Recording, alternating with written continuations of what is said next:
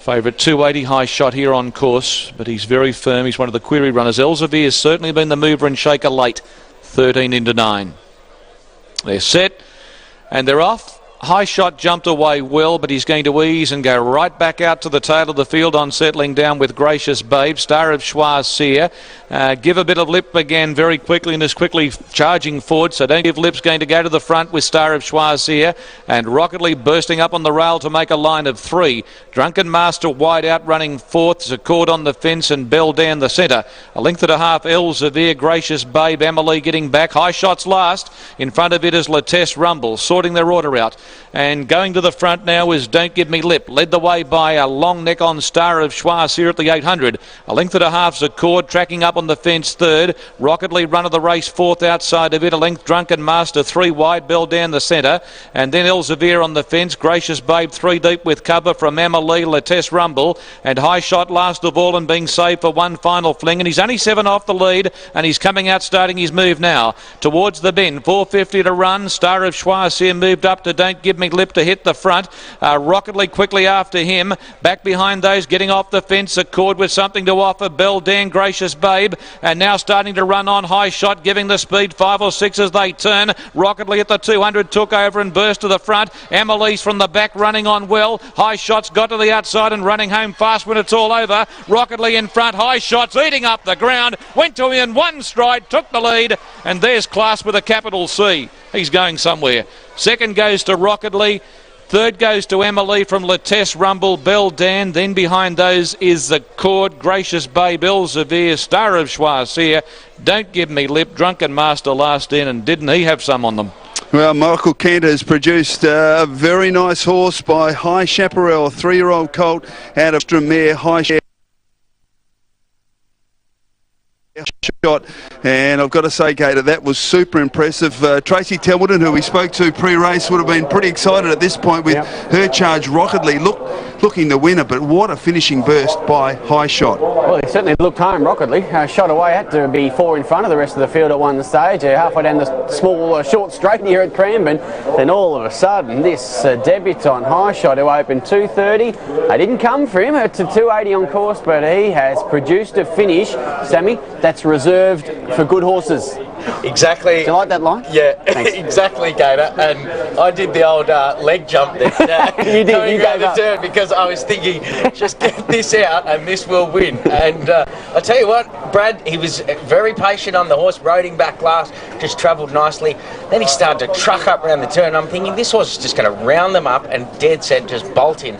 Then I thought, oh, a bit sticky here when he did get out, she showed a good turn of foot. I mean, he was giving Rocketly a good start there, and yeah, this horse is going to be winning better races than that. Look at him there coming back to scale. He's a beautiful looking animal, and yeah, there's plenty of class about him. It'd be great to see what Brad says. Yeah, I can't wait to hear what Brad and Mick Ken have to say. $2.80, $1.50 the winner. Rocketly $1.70. Ready to win. $3.60 the third horse. 6, 7, 2 and 10. $1,279. And Chris, I can't wait to hear from Mick Ken here.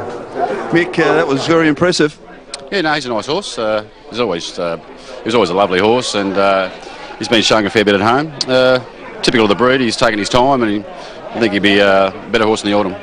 Now, no trials, obviously just working at home. Enough confidence to come here. Were you confident pre-race? Oh, I knew he'd run well. He had to run well. A bit tricky from the draw, you know, tonight. We didn't know where we'd get. We were hoping to get midfield. I'm glad he did what he did because for the horse's future, it's important that he settled. And even though it might have given the owner a bit of a fright, it was good for the horse. Yeah. The way he finished off was incredible. Did he even surprise you with the way he got to the line? Oh, I knew he was always going to run well. At 600, he was just waiting, and you know he didn't want to go too early because he's going to be 10 deep. So he just waited and took his chance, and that's why I use him a lot because I think he makes good calls. You reckon he'll be better in the autumn? But what's in store for him this campaign? Oh, look, we'd probably turn him out. You know, there's obviously a temptation to go to Flemington over one of those listed races, but. You know, the autumn comes around very quick. You really need to be back in work in the 1st of December if you're going to have any play in the autumn. And so if you keep going in November, you don't give him a chance to give him a break. And he's still got a bit of growing to do, so we'll probably put him out. Got something pretty special. Well done. Thank you. Mick Kent joining us there, Gator, and the super impressive High Shot and straight into the paddock. Yeah, no, look, fair enough. I can't wait to see him come back. Look, I watch a lot of videos, Sam, for best bets, and not many win like that. No, it's, you know, the way he was just back there so relaxed in the first half of the race, and it was just like Brad knew, as soon as I let this go, this is just going to win. But they didn't go hard either. No, but they walked for the first half of the race. But he was so relaxed, and as I say, he just had his head tucked. He was just very content staying back there, and, you know, as soon as Brad wanted to push the button, away he went.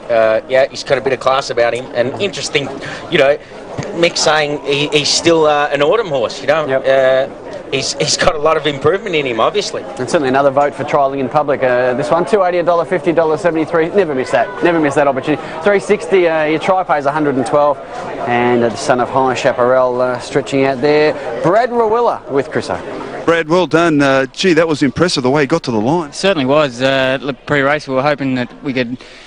He's sort of shown some speed in his trials, and we were hoping to, you know, land one out, one back, or, you know, just slide in somewhere with cover. And if worst case scenario, might have to slide to the front. But when he just didn't break that great, and it's just straight away, I thought, well, I can't dig him now because the first start he'll end up over racing. And he took me a furlong, he got back underneath me, got into a good rhythm, and just I was confident the whole race. Barring at the 600, one he looked like for a shot was going to come down in front of me, and knowing we had to still get through him, but geez, it was a big effort, just too good. He looked to settle really well, which is a bonus first start. Yeah, that was the greatest part of, and probably a blessing in disguise, him just being that touch slow, because it took me a good 100 metres to really probably get him back, but as soon as he did, he was just perfect, you know, so that for a first starter going forward is quite important. Now, I asked Mick Kent, the trainer, this, but did he surprise you with the way he did hit the line?